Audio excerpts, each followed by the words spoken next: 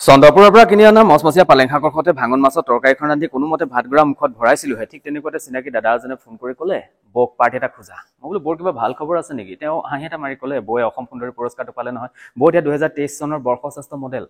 মুখত ভৰাই লোৱা ভাতগৰা কোনোমতে মোৰ মুখৰ পৰা ওলাই নহাকৈ থাকিল। সেইগৰাকী বৌ আজি বৰ্ষশ্ৰেষ্ঠ মডেল, যিগৰাকী বৌৰ শৰীৰৰ ওজন হৈছে 123 কিলোগ্ৰাম। অভাৰ চাইজৰ ব্লাউজ বিচাৰি দাদাই দোকানে দোকানে ঘুটমুটিয়াই ঘূৰি ফুৰে। বিয়া, উইকেণ্ড পাৰ্টি, বাৰ্থডে পাৰ্টি আদিত যাবৰ বাবে যেতিয়া বৌয়ে ৱেষ্টাৰ্ণ ড্ৰেছযোৰ পিন্ধে তেতিয়া বিশ্বাস কৰক কলৰ গুৰি এটাক ফ্ৰক এটা পিন্ধাই থোৱাৰ দৰে লাগে। আমি তেওঁ শাৰীৰিক অৱয়ৱক লৈ ইটিকিং কৰা নাই, সেইখিনি ধৃষ্টতা আমাৰ নাই, কিন্তু এগৰাকী মডেল বুলি ক'লে যিখন ছবি আমাৰ মনলৈ আহে সেই ছবিখনৰ পৰা কিমান দূৰত অৱস্থান কৰাৰ পাছতো বৌ আজি বৰ্ষশ্ৰেষ্ঠ মডেল, সেই কথাটো বুজাবৰ বাবেহে এই উপমাকেইটা দিলোঁ। চিধা কথা, দাদাই সন্মানটো কিনিলে। সেইখন এখন প্ৰতিযোগিতা আছিল আৰু সেই প্ৰতিযোগিতাত 29 গৰাকী প্ৰতিযোগী আছিল আৰু মই নিজে সেই প্ৰতিযোগিতালৈ যোৱা নাই যদিও মই নদি ক'ব পাৰোঁ যে সেই 29 গৰাকী প্ৰতিযোগীৰ ভিতৰত 25 গৰাকীয়ে হয়তো বোধকৈ ক্ষীণ আছিল, বোধকৈ ধুনীয়া আছিল, বোধকৈ স্মাৰ্ট আছিল আৰু বোধকৈ পুৰস্কাৰ পোৱাৰ যোগ্য আছিল। কিন্তু তেওঁলোকে পুৰস্কাৰ নাপালে, পুৰস্কাৰ পালে আমাৰ বৌয়ে। জানো বৰ এটা সপোন আছিল এগৰাকী মডেল হোৱাৰ, তেওঁ এটা সপোন আছিল ড্ৰয়িং ৰুমত এখন মডেল হিচাপে নিজকে প্ৰশংসা কৰা, এখন প্ৰশংসা পত্ৰ তাত ৰখাৰ এটা সপোন আছিল, এটা মুকুট পিন্ধাৰ। কিন্তু যদি সপোন আছে তেনেহ'লে আপুনি সেই সপোনৰ পাছত দৌৰক। আপুনি ৰাতিপুৱা গধূলি নিজৰ শৰীৰটোৰ অকণমান যতন লওক, সন্ধিয়া 2টা ৰোল আৰু 50 গ্ৰাম মেয়নিজ খোৱা অভ্যাসটো আপুনি ত্যাগ কৰক। কেৱল সপোন এটা দেখি থাকিলেতো নহ'ব, সেই সপোনটো সাকাৰ কৰিবৰ বাবে নিজে কষ্টও কৰিব লাগিব। মই যদি নিজৰ কথা কওঁ তেনেহ'লে অলপো বহাই কোৱা নাই, মোৰ যিসকল আত্মীয় তেওঁলোকে জানে, যিসকল মোৰ ওচৰে পাজৰে থাকে তেওঁলোকে জানে যে সঁচাকৈয়ে মই বহুত বেয়া গান গাওঁ। আগৰ ৰুমত থাকোঁতে মই যদি কেতিয়াবা মনৰ ফুটিতে কিবা গান এটা গাওঁ তেনে ৰুমমেটে জোৰেৰে ব্লুটুথটো বজাই দিয়ে। কাষৰ ৰুমৰ ল'ৰাজনে দুৱাৰখন এনেই খুলি ধামকৈ জপাই দিয়ে। মই তেতিয়া বুজি উঠোঁ যে মোৰ গান সামৰাৰ সময় হৈ গ'ল। তাৰ পাছতো যদি মই গান গাই থাকোঁ বা সেইটো কণ্ঠৰে মই যদি কোনোবা এটা অনুষ্ঠানত গীত পৰিৱেশন কৰাৰ কথা ভাবোঁ বা ড্ৰয়িং ৰুমত যদি বৰ্ষশ্ৰেষ্ঠ কণ্ঠশিল্পীৰ সন্মান এটা ৰখাৰ কথা ভাবোঁ তেনেহ'লে মই সাধনা কৰিব লাগিব, মই শিকিব লাগিব। কেৱল সপোন এটা দেখি থাকিলে এইটো নহ'ব। আজিকালি বহুতেই এই পুৰস্কাৰ সন্মান এইবোৰ কিনিব বিচাৰে। পুৰস্কাৰ সন্মান এইবোৰ কিনা বস্তু নহয়, কিন্তু আচৰিত কথা আজিকালি কিনা মানুহ বহুত ওলাইছে আৰু সেইবাবে বেপাৰীও বহুত ওলাইছে, সন্মান বেচা বেপাৰী। আপোনাক কি সন্মান লাগে? সকলো সন্মান তেওঁলোকৰ ওচৰত উপলব্ধ। বৰ্ষশ্ৰেষ্ঠ অভিনেতা, বৰ্ষশ্ৰেষ্ঠ অভিনেত্ৰী, বৰ্ষশ্ৰেষ্ঠ কণ্ঠশিল্পী, সমাজ হিতৈষী, বৰ্ষশ্ৰেষ্ঠ খেলুৱৈ, সমাজ সেৱক। যদি 2 টকামান আপুনি বেছিকৈ দিয়ে তেনেহ'লে গ্ৰহৰ সবাতোকৈ শ্ৰেষ্ঠ মানৱ সন্মানটো আপোনাক দি দিব। চৰ্ত মাত্ৰ 2টাই।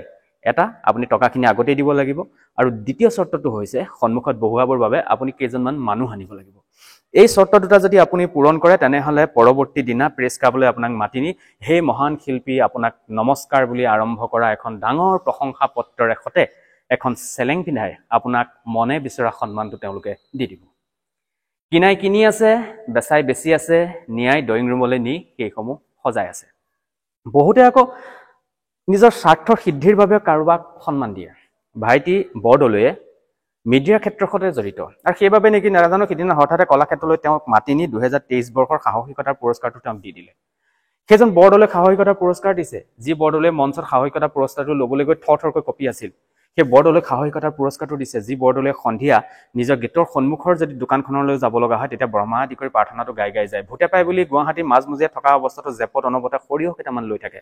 সেই বৰদলৈক সাহসিকতাৰ পুৰস্কাৰটো দিছে, যি বৰদলৈয়ে ডাঙৰকৈ ঢেৰেকনি এটা দিলেও অ' মা মৰিলো বুলি বিচনাৰ তলত সোমায়। কাৰোবাক জীৱন বচোৱা বা সমাজৰ অন্যায়ৰ বিৰুদ্ধে মাত মতাটো দূৰৰ কথা, যদি ৰাস্তাত কেনেবাকে বগা কাপোৰ পিন্ধি যোৱা কোনোবা মানুহ এজনো তেওঁ দেখে তেনেহ'লে বুঢ়া ডাঙৰীয়া বুলি আহি ৰাতি থৰথৰকৈ কঁপে। সেই বৰদলৈক দি দিছে সাহসিকতাৰ পুৰস্কাৰ। বৰদলৈয়ে সাহসৰ কাম অৱশ্যে এটাই কৰিব পাৰে আৰু সেইটো হৈছে দিনৰ 2 বজাত যদি APSCৰো পৰীক্ষা থাকে তেনেহ'লে 1:30 বজালৈকে অকণো চিন্তা নকৰাকৈ সাহসেৰে তেওঁ শুই থাকিব পাৰে। আৰু সেইবাবে বৰদলৈয়ে ভাবিছে যে মই শুই থকাৰ কাৰণে মোক দি দিলে নেকি সাহসিকতাৰ বঁটাটো, আৰু সেইবাবে ৰুমমেট নথকা অৱস্থাত এতিয়া বৰদলৈয়ে মনে মনে গুগলত চাৰ্চ কৰে দিনৰ কেইটা বজালৈকে শুলে ৰাষ্ট্ৰপতি সাহসিকতাৰ পুৰস্কাৰটো পাব পৰা যায়। প্ৰতিযোগিতাসমূহৰ ক্ষেত্ৰতো একেই চলি আছে। আজি কেইদিনমানৰ পূৰ্বে কলাক্ষেত্ৰত সংগীতৰ মহাৰণ এখন হৈ গ'ল আৰু সেই মহাৰণত বিভিন্ন জিলাসমূহৰ পৰা প্ৰতিযোগীসকলক পঠাইছিলে আৰু সেই প্ৰতিযোগীসকলৰ প্ৰতিভাসমূহ দেখি মনলৈ এটা ভাৱ আহিল যে সেই জিলাসমূহত আৰু ভাল প্ৰতিযোগী নাছিল নেকি? নিশ্চয় আছিল, কিন্তু তেওঁলোক এই ৰাজ্যিক পৰ্যায়লৈ আহিবলৈ সুবিধা নাপালে। সুবিধা পালে এইসকল প্ৰতিযোগীয়ে, কাৰণ গণ্ডগোলটো লাগিল বিচাৰকৰ টেবুলত।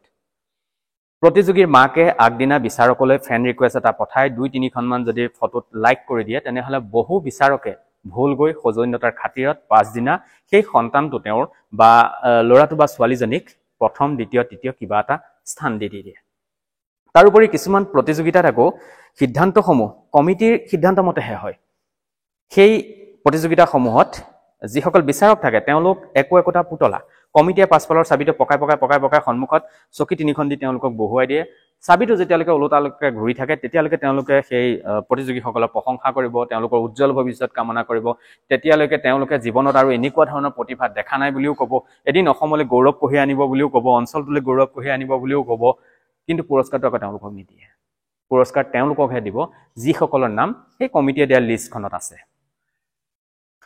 এইবোৰ কৰাৰ ফলত আমাৰ গাঁও অঞ্চলত কি হয় প্ৰতিভাসমূহ উপযুক্ত সন্মান নাপায় তাৰ ফলত তেওঁলোকৰ মনবোৰ ভাগে আৰু তেওঁলোকে সাধনাকাৰীবোৰ এৰে কণ্ঠৰে জগত জিনিব পৰা ল'ৰাজনে অৱশেষত গৈ তিনিআলিত পকৰি পিঁয়াজি ভজাবুট বিকিবলৈ ধৰে এনেকুৱা নকৰিব সন্মান পুৰস্কাৰ এইবোৰ টকাৰে কিনা বস্তু নহয় যদি আপুনি ড্ৰয়িং ৰুমত সজোৱাৰ এটা সপোন আছে আপোনাৰ যোগ্যতা নাই তেনেহ'লে আপুনি বজাৰৰ পৰা কিনি আনি তাত সজাই থওক তথাপিও এনেদৰে প্ৰতিযোগিতাৰ পৰা কিনি অনাৰ কথা আপুনি নাভাবিব কাৰণ বজাৰৰ পৰা কিনি অনা আৰু এনেদৰে প্ৰতিযোগিতাৰ পৰা অনাৰ মাজত একো পাৰ্থক্য নাই বজাৰৰ পৰা কিনি আনিলে এটাই লাভ হ'ব সেই প্ৰতিযোগীজনে যোগ্য প্ৰতিযোগীজনে উপযুক্ত স্থান পাব বঞ্চিত নহ'ব গতিকে এইসমূহ দিশত গুৰুত্ব দিব যদি আপুনি সপোন সাকাৰ কৰিব বিচাৰিছে তেনেহ'লে সপোনৰ পাছত দৌৰক যুঁজক কাৰণ এটা সন্মান এটা পুৰস্কাৰ তেনেদৰে পোৱাত মাদকতা নাই যিমান মাদকতা যোগ্যতাৰে আজুৰি অনাত আছে